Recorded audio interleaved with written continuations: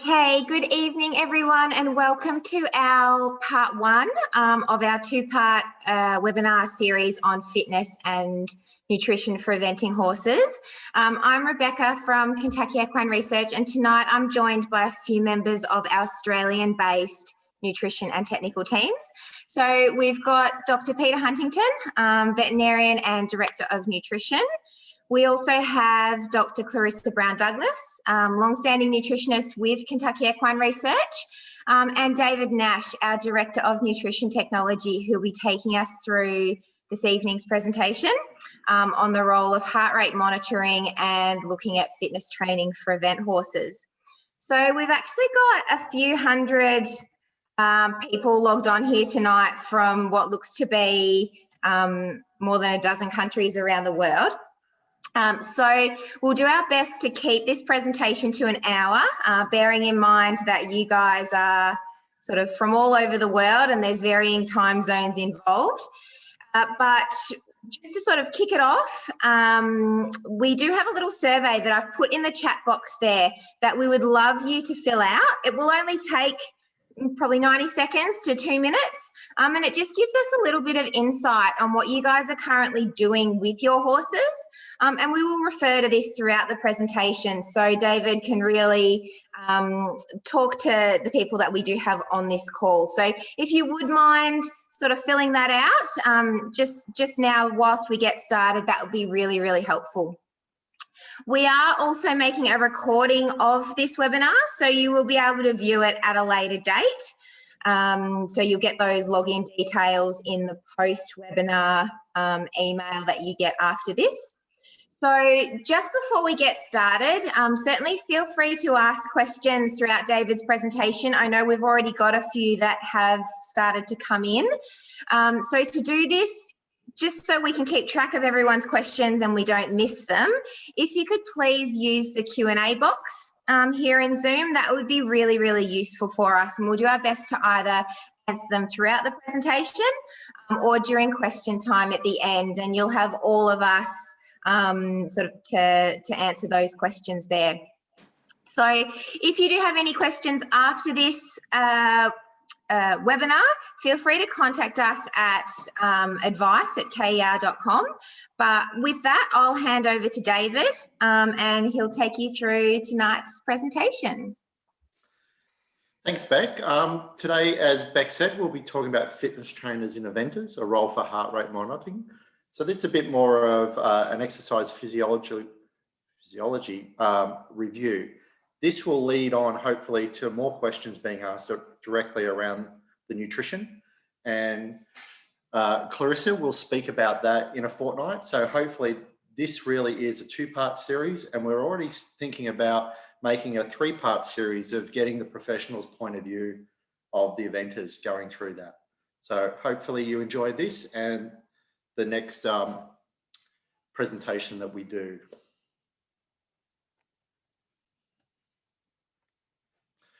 So training programs in humans and horses and disciplines are quite discipline specific. So for endurance horses, we have long duration, low intensity. So that's our marathon runners, or in the equine world, that's our endurance horses. With racing or sprinting, shorter duration, higher intensity. So that's our Usain Bolts of the world, or our speedsters and sprinting and thoroughbred racing. So eventers, they're quite different. They're the triathlon human equivalent, multiple phases, multiple training types. So they're the Ironmen of the equestrian world. So with multiple types of fitness training for event horses, we need to look at multi-aspects to get the most out of our horses.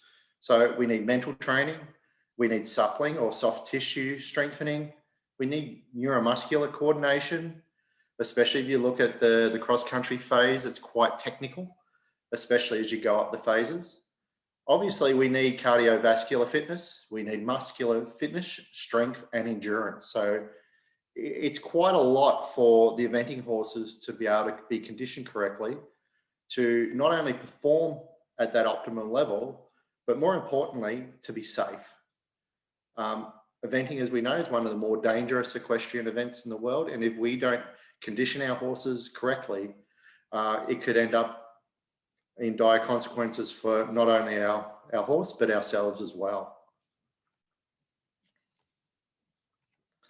So quickly going over energy balance, or where we derive our energy sources from.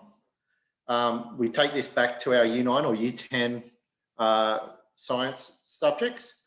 So with aerobic metabolism, we produce more energy units. So if you can see on the slide there, we have 36 ATB, or we'll just refer them to energy units, and they help with muscle contraction. Aerobic metabolism is quite slow to refill. It's quite efficient, but when we need constant and varied amounts of energy supplied to us whilst we're performing, many times aerobic metabolism isn't just going to supply enough energy for us, for our horses.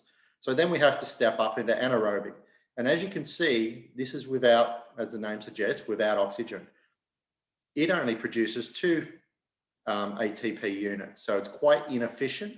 And as a result, we actually get that buildup of lactic acid.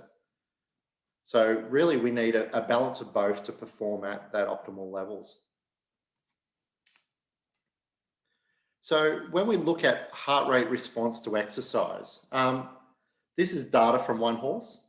And note that the heart rate actually increases linearly. So it's in virtually a straight line until it reaches the max there. And the max is really important. For horses, it's actually really difficult to measure maximum heart rate because, for one, you have to get the horse going hard enough to reach that limit. And also for another, you actually have to measure it. So it's not until recent times that we've been able to have that digital technology to be able to measure that. In the past, we've actually been lucky enough to have high-speed treadmills, but that doesn't take in consideration the nuances of performing in the field, or as we were talking about today, actually on the eventing track.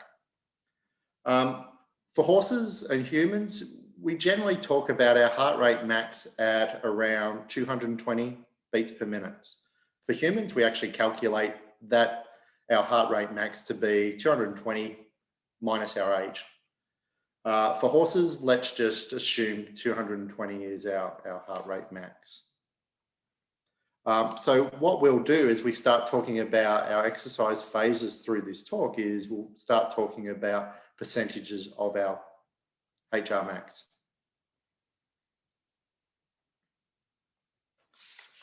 So what we're looking at here is a lactate response to exercise. So as we saw before, as we go up in speed, our heart rate goes up linearly. With regards to lactate, it's actually quite an exponential response. So as you can see from here, from around 480 to 500 odd meters per minute, and that's our speed of our horse, we're quite linear. We're keeping it lowered at under 4 millimoles per litre. But once we get up into that speed, you can see the lactate level increase exponentially. And obviously, as you know, we can't maintain that top speed for very long because of this. When we look at comparing heart rate and lactate response to exercise, you can see that, again, one's exponential and one's pretty linear until we get to that heart rate max. So at low speeds, we can actually continue quite a long time without building up those lactate levels. But when we get to the certain speeds and certain heart rates, then we actually get that increase in lactate. So for us at KR, we've done hundreds of measurements on our high-speed treadmills, both in Florida and Kentucky. So it wasn't until we actually started to develop these technologies that we can accurately detect and predict what our heart rate is and what our lactate levels will be or could be in the future, until we developed a lot of this technology that we'll talk about today, which is our Clockit application.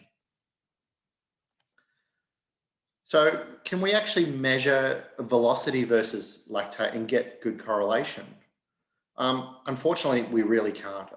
As you see, we've got 3 horses here that we did a standard exercise test with. And if you look at the velocity in meters per second for the 3 horses, condition pretty much the same, and their lactate levels for the speed, you actually see that it's not quite correlated, or it's not correlated at all. You can see that horse 3 at 4 meters per second was already running at a lactate level of 4 millimoles per litre. And as we step up, it increased dramatically. So there's really not a great correlation there. If we actually put heart rate versus lactate, we can see that that exponential curve that we talked about is pretty spot on. And what we find there is that horse 3 started its exercise test with a heart rate of 180, which is comparable to the other horses' lactate levels when their heart rate was at 180. And that could be a multitude of factors, the individual horse, or it could even be that horse 3 was exercised third in the trial that we did. It could hear the treadmill going in the background and was quite excited. And obviously these guys have done this before, so their heart rate was elevated by the time they actually started the test. So what other correlations work quite well with heart rate? Well, as you can see here from the graph, our volume oxygen relationship is quite linear as well. So we can draw conclusions quite well from our heart rate, beats per minute, versus our VO2 as well.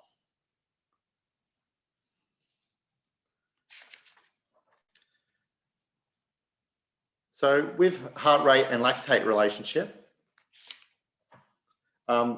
we did this for 6 horses for the heart rate and lactate. So you can see here that they're actually quite very predictive. And as far as lactate's concerned, the magic number for lactate is 4 millimoles per litre, as you can see. So basically what we see here is that anything with a heart rate under, we're probably a 170, 175, the horse will be able to clear the lactic acid buildup in their system and keep performing at a safe and consistent level.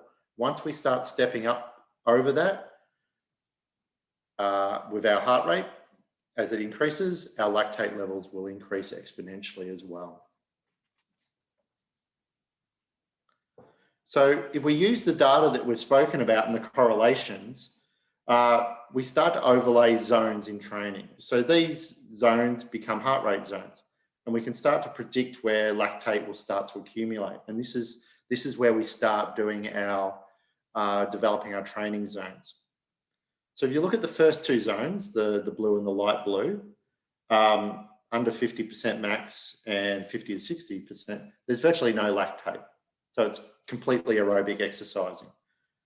When you get into the darker bluer zone, they're starting to accumulate lactate, but a horse could literally go all day at that rate because it's clearing as quickly as it's produced the lactate.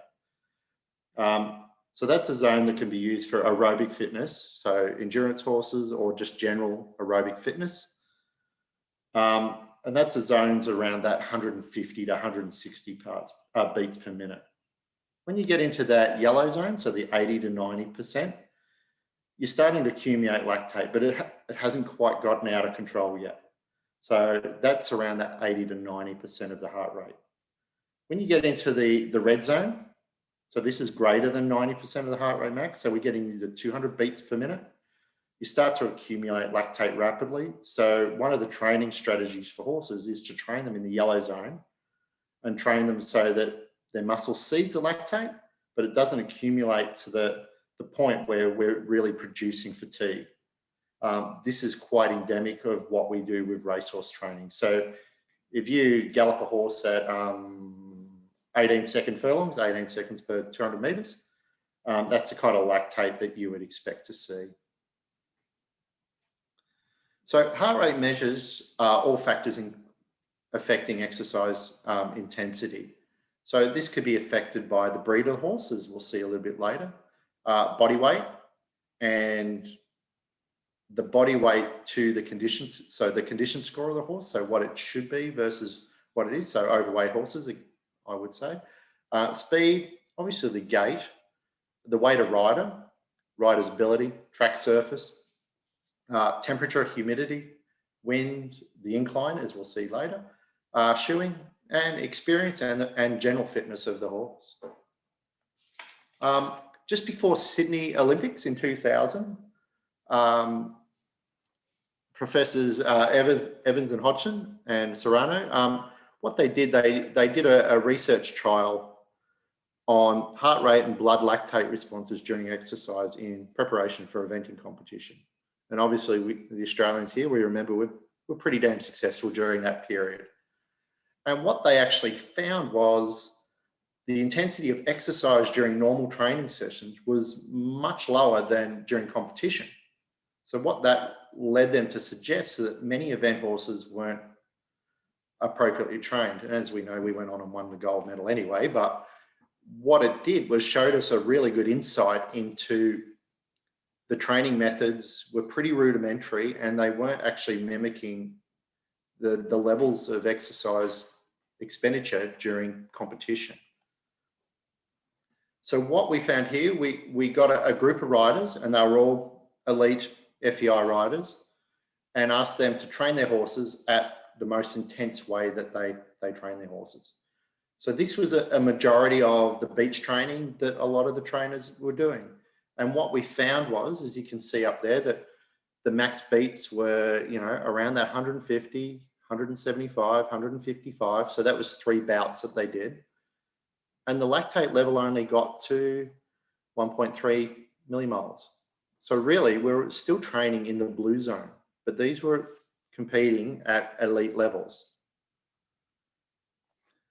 The next horse performed a lot of interval training. So they were doing hill gallops. And as you can see, there was a stage of 6 successive hill gallops that this rider and horse combination were doing.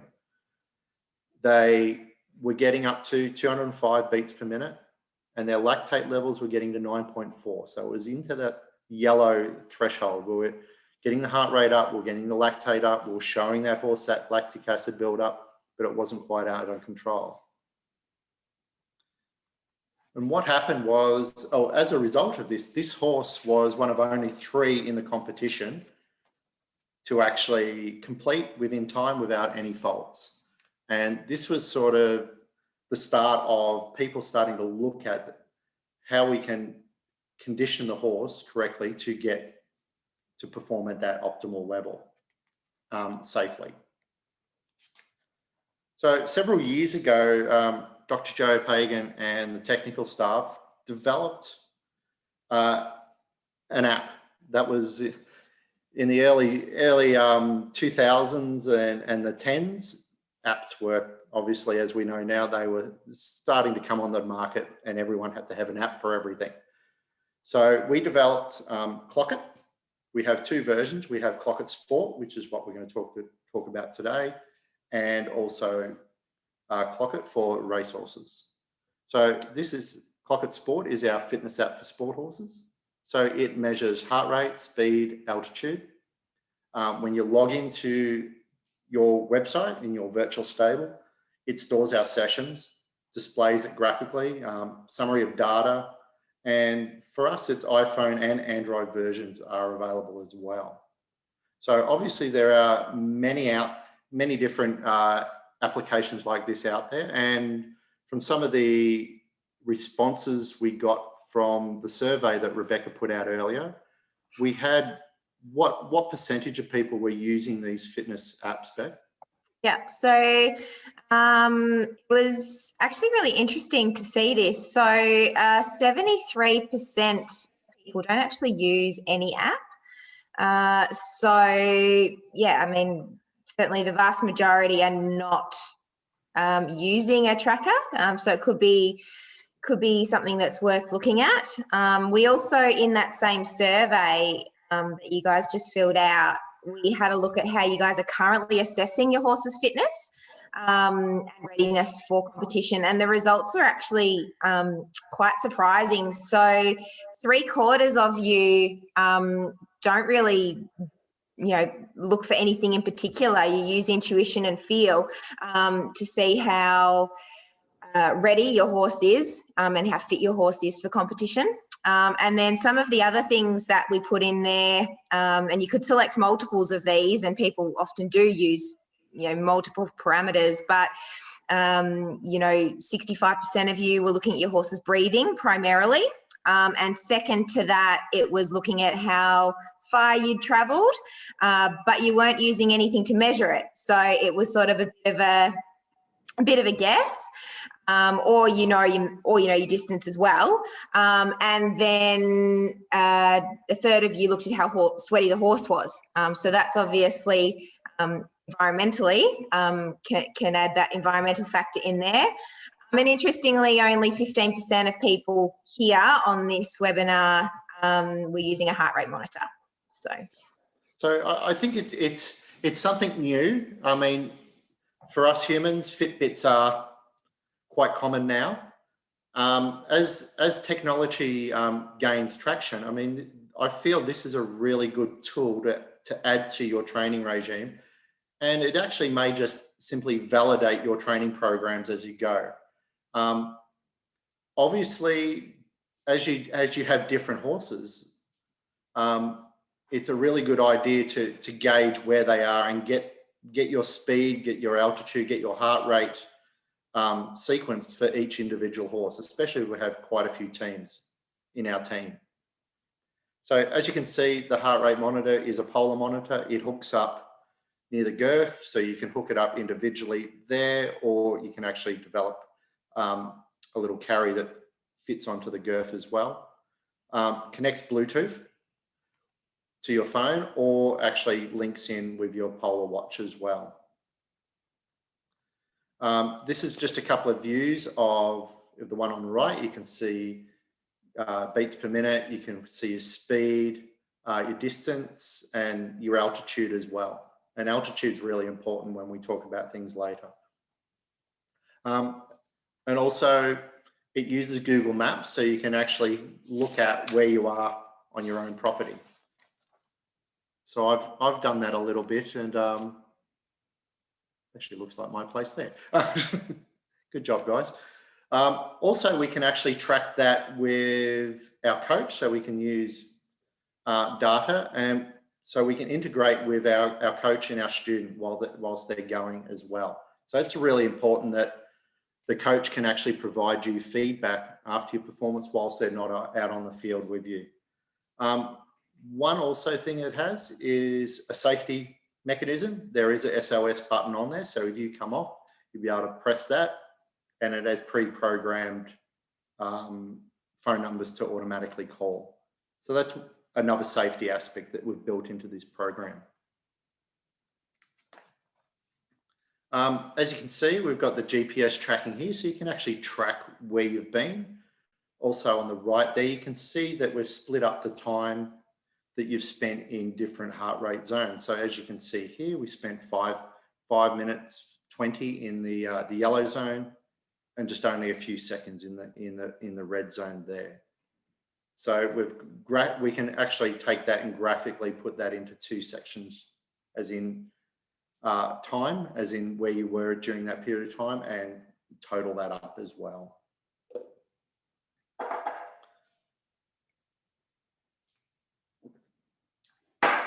Also, we can develop weekly reports, so you can actually check how your horse is going over periods of times, and also reflect back and see if you're overtraining or undertraining your horse. So here for the old cat, that you can see what time was spent in our training mechanisms. So we're varying between 0 times in our yellow zone all the way up to 3.5 minutes. And obviously, as we're doing a lot of mental conditioning and suppling, we'll spend a lot of time in that light blue zone right at the end, under 50%. One thing I forgot to talk about is it also shows you how many times you're doing in slow walk, a trot, a canter, and a gallop. And one thing I learned early in the stages is I have little quarter horse bred horses, So their stride is quite different to a warm blood or a thoroughbred. So you're actually able to change your stride length in these in the gaits, and that's more reflective of the time. We can also look at percent of training time spent in each heart rate zone. So that's really good to look at your performance and reflect on where your training is. So if you're not training much in the yellow zone and more in the light blues and greens, and you're competing at a higher level, you really need to look at changing that breakup of that pie graph to have more intense training. When we got Clocker, we did quite a lot of intensive research in Florida. For those guys who know the US's eventing calendar and pattern, during winter, everyone flies south to Florida.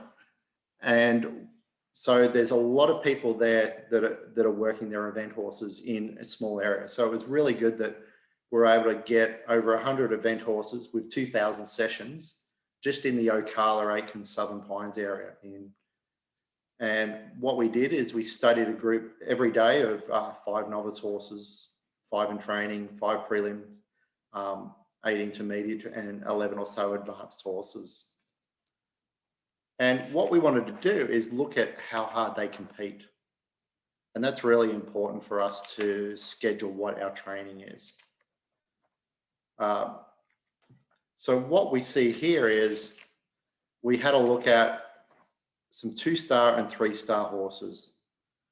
And what we found was that horses were spending 6 to 7 minutes in the red zone during these performances. So if we never train those horses in a yellow or a red zone, and we exert them to 6 or 7 minutes of highly technical and highly advanced exercise, the chances for us to fatigue and not have our horses prepared, leave a leg, so refuse or fall, or even worse, injure or kill themselves or the riders as well. So this is where we're stepping up, and we really need to make sure that we're matching that exercise training to the performance. And really until the advent of these applications, we didn't know how intense our exercise was in competition. So as you can see, as we step up our level of efforts from a 2 to 3-star to advanced, we're getting higher times in the red zones, and obviously we're maintaining our lactate level in that 10 to 11 range. So what we wanted to look at here is 2 horses. As you can see, this is a 3-star horse at the fork. It spent around 7 minutes, so just over nearly 2.5 minutes in the red zone and 5 minutes in the yellow zone, exerting over that 6 to 7 minutes. And its lactate level was 6.8 millimoles per lactate per litre. What you find is this is probably atypical of a pretty fit horse. Now, if we look at another horse, it spent 7 minutes in the red zone and another 3 minutes, so nearly 10 minutes in that higher heart rate levels. And as a result, its lactate level was 18.2. So it's getting into that exponential range where it's starting to look at fatigue. So this is a difference between a superbly fit horse and a fit horse, but not quite conditioned for that event. And this is no blight on this animal. It was probably prepared extremely well, but it just shows that what we can do to actually improve the performance. So is there a relationship between time in the red zone and lactate accumulation? Sure it is. What we find is every 4.5 minutes that we spend in that red zone, we double our lactate.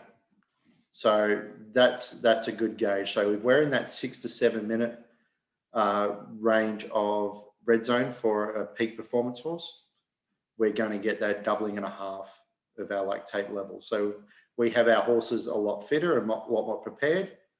It's going to take us a little bit more time in our performance before we get into that red zone and that lactate starts to get potentially out of control.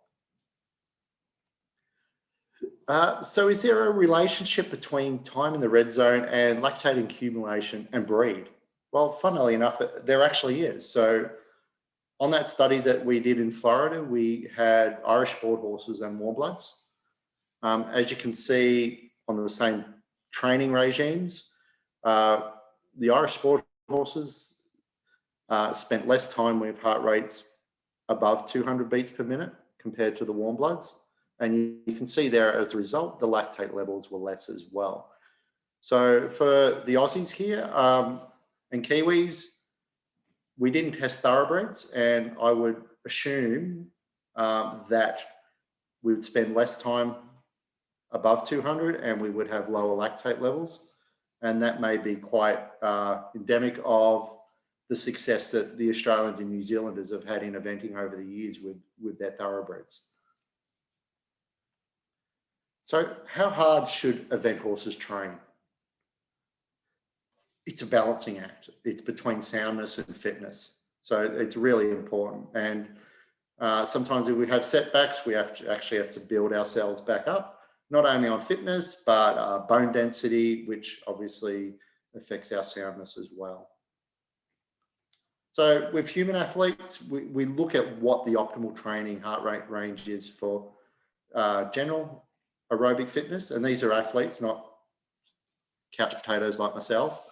So we're looking at about that 75 to 88% heart rate max in that yellow zone. For the elite athletes we're looking at another percent or so. For advanced interval training, the intensity must go above 85% of the VO2 max that we spoke about before, or 92% of heart rate max. So we're really training for short, sharp periods in the red zone. And this can be applied to our equine athletes as well. So how do we get there? So when we're looking at event horses for today, an example here is a US racehorse on a track down in Florida. It's going at 650 to 750 meters per minute. So that is quite fast. And as a result, we're really struggling to actually even get into that red zone. And we're only doing short periods in the yellow zone as well. For our eventers to get there, it may be physically impossible for those horses. And if we're riding at that speed, we're probably entering into that danger zone of pressuring the horse for soundness if we're going to continually be at that for long periods of time, if the horse is actually capable of getting to that speed.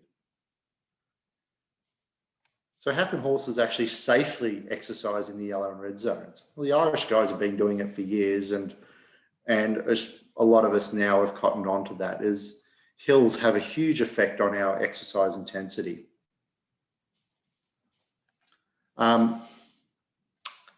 Many years ago, back in the 80s, our founder, Dr. Pagan, did some postdoctorate work in Uppsala in Sweden. And what they found was on standardbreds that at an incline of 6.25 or 6.25, they increased the VO2 max VO2 by 70%.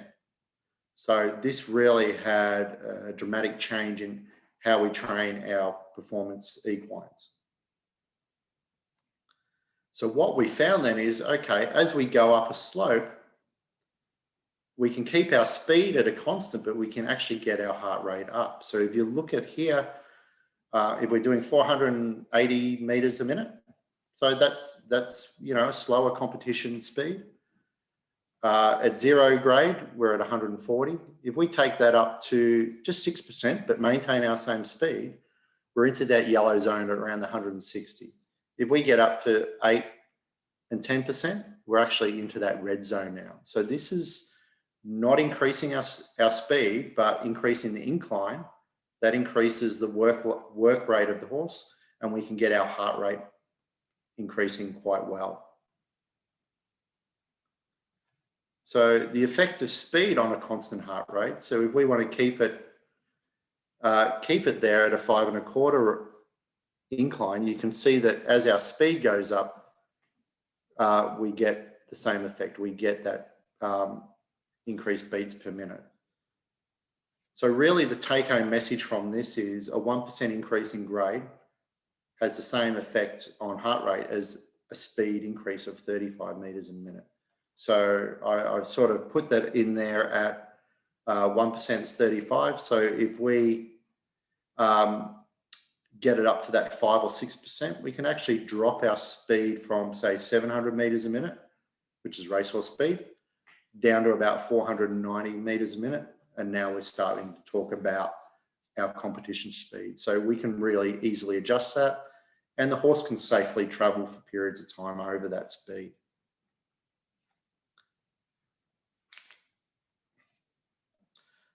This is an example of a horse that we did 3 standardized exercise tests at 480, 540, and 600 meters a minute.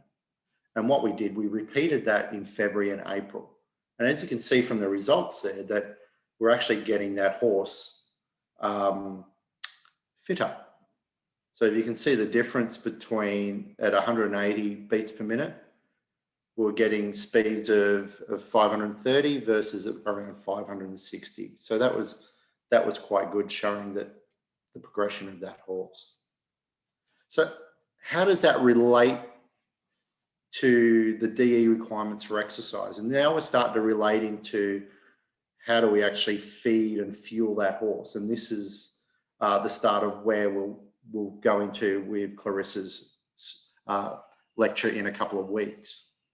So what we found was that for the NRC, so that dictates our nutrient requirements, not only for DE, which is our digestible energy, but protein, calcium, all other minerals, etc. So for light exercise, the NRC dictates that's 120% of maintenance. That equates to around 1 to 3 hours a week of work. So for us, that's recreational or early training. When we step up into moderate, that's 140% of our maintenance requirements. Generally, that's indicative to 3 to 5 hours work a week. So that's for our show horses or early training. Once we start getting up into heavy, it's 160%. That's 4 to 5 hours training a week, and that's low to medium eventing. And then very heavy, we're talking about elite 3 days. And if you look at that, it's nearly double. You have to feed double what you would do if your horse is at rest and not doing any work. So how does distance of exercise per week accurately predict DE requirements in 3-day eventers? Well, we actually looked at, with all the data that we've had, of what the kilometres travelled per week versus their DE percentage of maintenance. And it was, as you can see, it's quite linear. It's a nice fitting line. So obviously, the further you go a week, the higher your training, the higher the amount of energy required above your maintenance to satisfy the energy requirements of your horse. We also looked at hours of exercise per week, had that same linear response as well that predicts the digestible energy requirement in 3-day eventers. So as you can see, that 2 to 3 hours a week, we're about 1.2. When we got up to the 5 to 6, we're around that 1.6 or 1.7 times our energy requirements. So it correlates quite nicely that we can easily predict what our workload is of our horse and where we need to be when we're refueling our animal to make sure.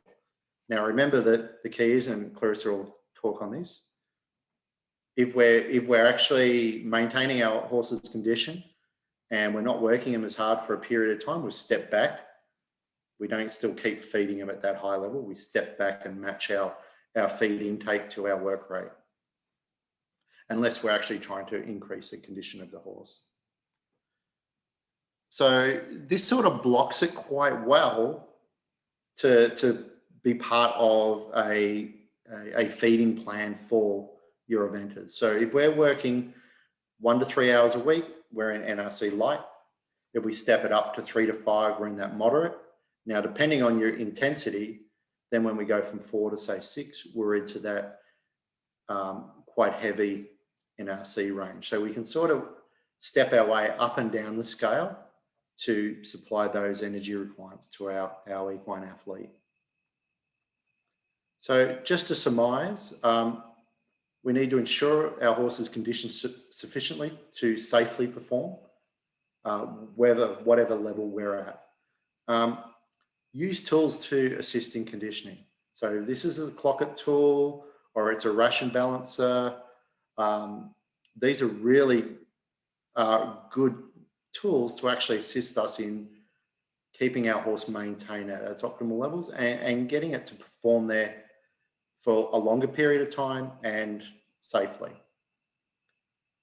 One thing that we were going to touch on when we spoke about how we condition our horses is heart rate does not always correlate to breathing rate. So if we're measuring looking at or trying to listen to our breathing rate of our horse, it doesn't always correlate to the heart rate. As we spoke with the research, incline work, so hill work, or if we've got treadmills, is key to getting into that red, yellow heart rate zones safely and effectively. As we just spoke about before, match our distance to hours of training to energy requirements and fulfill those. If you have trouble with those, contact us and we'll be able to assist you with our MicroSteed ration evaluator. So we can take everything that you're feeding to your horse, talk to you about what training you're doing and the diet you have, your hay, your pasture, and actually represent that in a way that we can look at how that meets your horse's nutrition requirements. With regards to the exercise, if you're interested in Clockett, please contact us or download it via the Apple Store or the Android. And if you have any questions, feel free to contact us at any time. Perfect. Thank you. Okay, we've actually got a heap of questions that have come in, so I hope you're all ready. Okay, so one of the first questions that we've got is from Julie, and she has asked about, she's got access and regularly trains her horses at the beach, usually at around chest depth. For about 30 minutes, and she rides one and leads two. So is there much benefit in using this as a training and fitness program? Yeah, I think water is excellent. I mean, you've got your horse in at chest depth. There's a lot of friction and weight of the horse, so it has to push through the water. So you'll be, again, like hills, you'll be going a lot slower, but you're getting the heart rate up. Since you're in the water, you've got that buoyancy, so there's less pressure on your limbs as well. And obviously she's a damn good rider because she's riding one and leading two, so power to her on that. But yeah, I think water exercise for there or remedial when horses are recovering, they're fantastic tools to use. Yeah, cool. Andrew asks if there's a specific training program that can be used for horses prone to tying up. I'm not sure what type of horse Andrew has, so I'm guessing RER tying up. Okay, are we stepping down using our whole panel for this, or I'm just on the radio? Everyone Pete? can answer. We'll defer to the vet on this one. Yeah. Pete, you've got to take yourself off mute. Hang on, let me fix him up. Hang on. Righto, we've got that sorted. Okay, the key thing there is probably to be giving the horse some exercise every day so that you take away that the sort of rest periods that can be one of the triggers for RER or PSSM. If excitabilities and anxiety are key risk factors for the onset of RER in a horse that's prone to it. And so, you know, you've got to look at sticking to the same routine and things like that, as well as looking at feeding a low starch, high fat, high fibre diet, which we can give you specific advice for. And Dr. Joe Pagan just presented on feeding horses with tying up at the American Association of Equine Practitioners last year. So we're right up to speed with the latest developments in the feeding side of it. Cool. A simple one. So is Clockit free? So yes, the Clockit Sport app is free to download and use. So absolutely you can use that. And the second part of that question that came through was, do you need to use it with a heart rate monitor? So no, you actually don't. You can use it without a heart rate monitor and it will still track your speed and distance. It will still map it on the calendar for you. You just don't get that heart rate detail. So yeah, you can certainly use it without that if you want to. And like I said before, Beck, and I've personally experienced this, edit your stride length to make sure that the preset matches your horse, and then it'll accurately put you in the categories of your walk, trot, canter, gallop. Yeah, perfect. Got a question from Marco. Can you provide any advice on interval training versus a gradual build up to work intensity? Anyone? Interval. I'll have a crack then. I mean, interval training is good for human athletes, and I think when it's been used in horses, it can work very well, but can also increase the injury rate. And using a heart rate monitor, I think, is one of the really important tools that you might want to use in interval training, because if you find the recovery heart rate, when you're ready to head off on your next interval isn't what you want it to be, then that might be the time to pull up. So using something like Clockit with a heart rate monitor is a really good monitoring method to prevent injury during interval training. Then in the past, many riders would have just used the breath rate of the horse as a gauge, and as we said before, it's not great correlation there. So the heart rate monitor is definitely more advantageous and safer. Yeah, which actually leads into another question that we've got here. So Sam has asked if we can explain explain in more detail heart rate versus breathing rate versus temperature. If we've got any additional information we can supply on that. Anyone? No, I haven't got any on that from our research. That's okay. We can certainly look into it. But I think as technology goes, we've seen quite a few of the boluses that we can do the temperature and monitor the temperature accurately. The technology is getting better, but leave it with us for a year or so, and I think some of these nanotechnologies are getting so much better that we'll be able to do that quite accurately.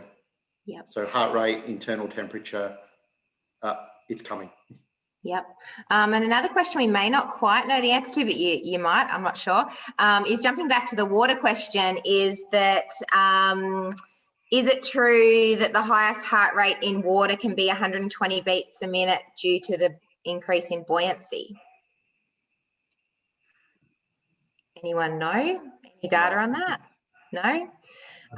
We can certainly have a look at that one. I know there was some really interesting data. Yeah, there was some really interesting data presented on water work at the International Exercise Fears Conference back in, I think it was 2018. So we might be able to find something in there and we can get back to you on that one.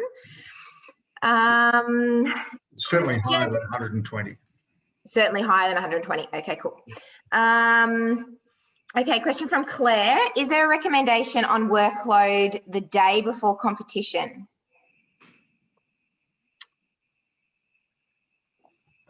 That might be best for edition 3 of this. I think where we're going to have some competitors talking. But I think in general terms, you don't need to be getting the horse fit on the day before the competition. So there should be some work, particularly if it was prone to tying up. or excitability. You know, you don't want it going into your dressage testing too fresh, but you don't want to tire the horse out, and you want to allow it to, you know, go in there with maximal glycogen stores and things like that. So not too much in the way of, not too much light to moderate work on the day before. Yeah, and remember eventing dressage is the first day, so you want more mind and suppleness rather than pure endurance and speed. Yeah, and I mean, certainly Clarissa is going to touch on glycogen replenishment and in the lead up to competition in the next webinar next Wednesday. So we might revisit that one then as well. I've got a question from Matthew, who doesn't have any access to hills to do hill work. So is there a way, or do I need to increase their work and work them for longer or faster to make up for the lack of hills? More speed. You need more speed. More speed, and then there's that balance between speed and soundness. Yeah. Unless you have a treadmill and you can put the slope, if you get a treadmill and crank the slope up, then you can get away with it. That does make them work harder, and it's on a level surface, and so less likely to have damage to legs related to changes in surface. Talking to Joe when we're in Florida, and that area around Ocala is quite flat and swampy.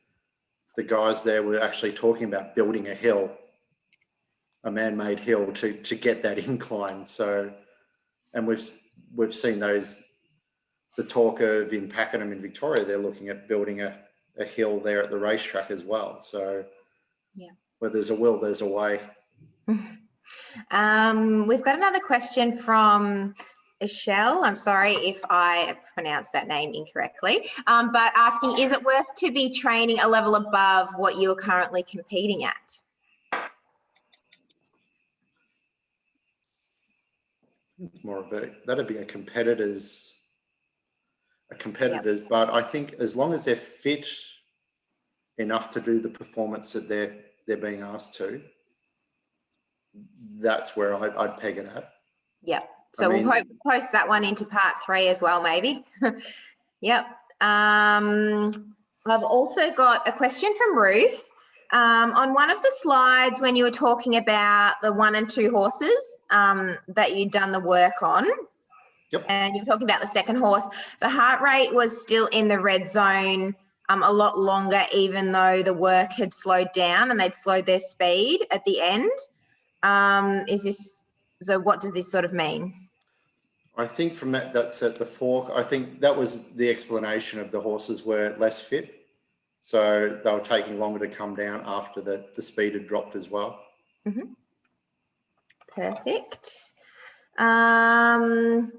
Question from Emily. Yeah, Beck, I was just going to say something. The slow recovery in heart rate may also indicate a lameness, pain may also indicate pain. It may indicate a horse that's bled, for example.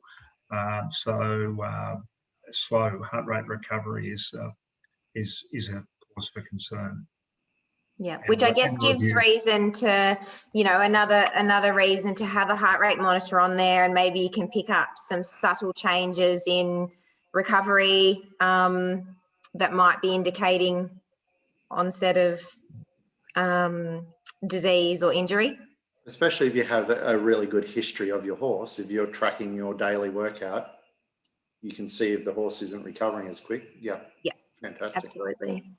We had a question from Frank. When you were talking about nutritional recommendations, which once again we'll chat about more next week, but how can you have more than 100% of maintenance requirements? Okay, so maintenance requirements is the energy required for the horse that's just doing nothing. It's being a couch potato. So that's maintenance. If we actually increase our exercise, we're going to increase our requirements X-fold above maintenance level. So as we suggested, if we exercise our horses to the elite level, it's going to require twice as much energy for that horse as it would for the horse that's sitting in the paddock doing nothing. And then we have our percentages up and down depending on the amount of exercise that we're doing with our horses. The same applies when we spoke about gestation last year during our breeding seminars as well, and growth and development of horses as well. Perfect. How does long, slow work contribute to fitness versus faster work, such as 15 minutes of trot? Okay, so one's more aerobic, and then once we step up into the yellow and red zones, that's anaerobic. So it will condition our horses, and they will be fit for purpose to do at that lower intensity. But once we get into that higher level, there's no substitute for that higher intensity of fitness. Perfect. But you can't do it. You can't gallop them every day. So No. you've got to do slow work in between Yep. your fitness work. And part of it is the time that it takes for various systems to get fit. So, bone takes a lot longer, for example, to be fit for galloping than some other organs, the cardiovascular system. We've got obviously someone from Europe on here, so I don't know what time it is over there, but the interval training in European thoroughbreds is typically done 2 to 3 times a week. How many times do you suggest this kind of training for an eventer would be useful? Pete? I think that could be a question for our rider. But I would think that you would do it, as it's a substitute for galloping, and that might be a couple of times a week. Times a week. Perfect. Just trying to, there's so many questions on here.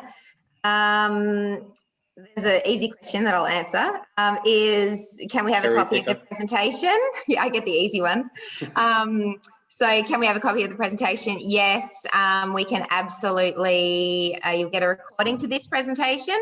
So yes, you'll be able to review that. And they're very excited, just so you guys know, for the other parts of the series, which is great.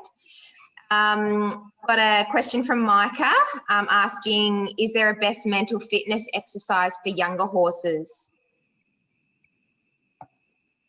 We'll defer that straight to session 3, I think. Yep. Dare say probably a bit of variation in work.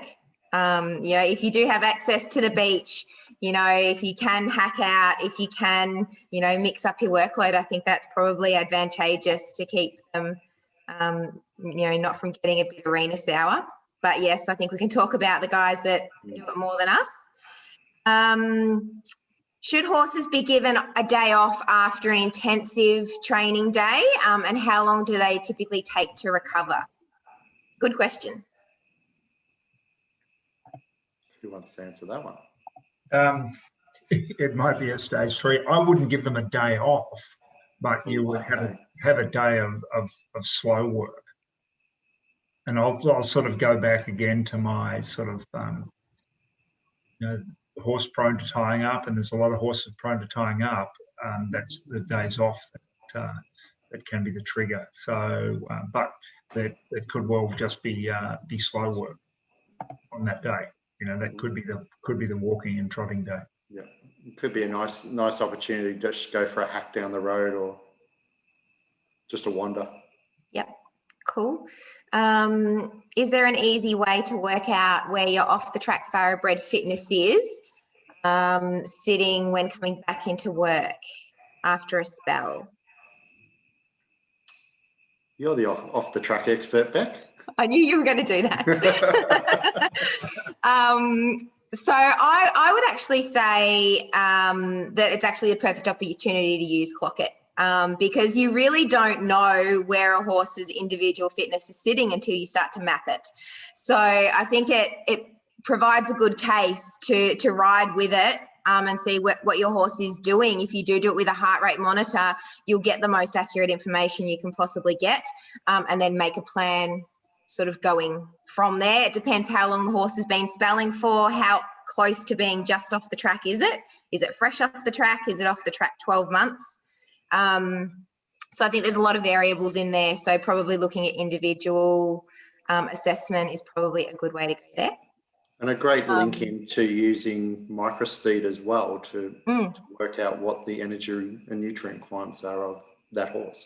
Yeah, absolutely. I mean, we do see with, feeding the off the track horses that whilst their metabolic rate, freshly off the track horses, can be quite high, their digestive efficiency is not that efficient.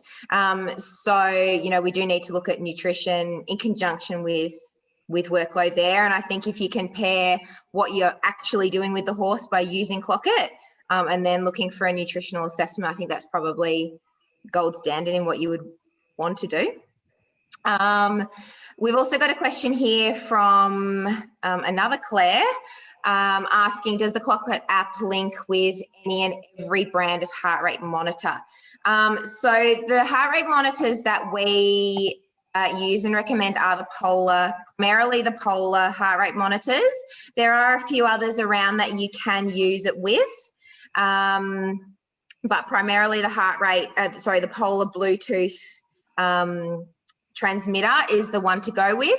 We recommend the H7 or H10 Polar heart rate monitors, and you can buy them, if you're in the US, you can buy them through Kentucky Equine Research directly. If you're in Australia, we recommend that you contact Polar directly, and I can put the link to that in the chat box in a minute for you.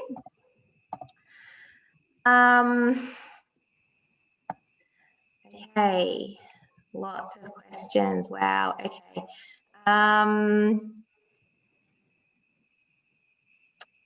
How would you translate the training for eventers to a longer but less intensive and therefore lower heart rate exercise regime in which endurance horses compete? Then we'd step it down and we'd be training more into that blue zone, as you saw in those color-coded graphs. Yep, cool. Will a water treadmill work without incline in elbow depth water to get heart rate up into a beneficial zone that would help get an event horse fit? Yeah, I think so. Because you've got that pressure of the walking through the water. Yeah. I mean, we've actually got quite a few questions here on water walkers, water treadmills, water everything. Well, so we might actually put that as a section in another webinar and actually get some of the experts that use these all the time to come in and answer that. That might be the best way to answer some of these. And we'll give you guys links to when that webinar does take place. We've got another question here, which this one might be for Pete. Is temperature indicative of blood lactate values? No. You need to take a blood to measure lactate. Yep.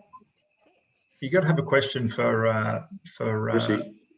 Well, she's getting all the ones that I'm saving here for next week, all the nutrition-related ones. It might be a good time to give everybody a bit of an entree to Clarissa's talk. I think so, because there's a good, 30 other questions sitting in the queue here. So we will go through and actually answer all of these back to you guys individually. So if you've got questions, please keep dropping them in. But just for the sake of time, we might start to tie it up because there's some really, really good ones. Some quite technical ones here as well, which is great, talking about glycogen replenishment, etc. So, Clarissa, David, you just want to stop sharing your screen for a second and we'll get Clarissa to do a little intro for her presentation next week. Great. Well, thanks very much, David. That was amazing. Heaps of information there and some really interesting work looking at heart rates and blood lactates and exercise zones. So hopefully we all got a lot out of that. I'm carrying on with the eventing nutrition webinar next week. So at our time zone, it's the 24th of February at 7:30 p.m. Australian Eastern Daylight Saving Time. So we will be obviously recording it, and so anyone that's not in that time zone will be able to access that through the link as well. So essentially, as David said, the event horse is the triathlete of the horse world, and they have really strict nutrition requirements or specific nutrition requirements. So what I'll be filling you in on are the latest research on energy requirements of event horses across all levels, how we work out how much energy they need. So looking at that 110, 120, 130% of maintenance. So how we fuel our athletes so that they can maintain their stamina throughout the course of an event, throughout a long cross-country course, etc. And also how to fuel them for recovery, so glycogen replenishment, etc., so that they can carry on through the competition. I'll be covering different ways we can achieve our nutrition goals through correct feed and supplement selection, as well as feeding management, so time of feeding, leading up to an event, time of feeding in the hours before the event, and also how to maximise sustained energy, help recovery, etc. So I'll invite you all to register for the webinar next week using the link. I think there'll be a survey asking you a few questions so I can tailor the talk a little bit to who you are and what you want to know. Yeah, as I said, if you're not in our time zone, we're more than happy to send you the link so that you can watch it at a later date. So look forward to seeing you next week.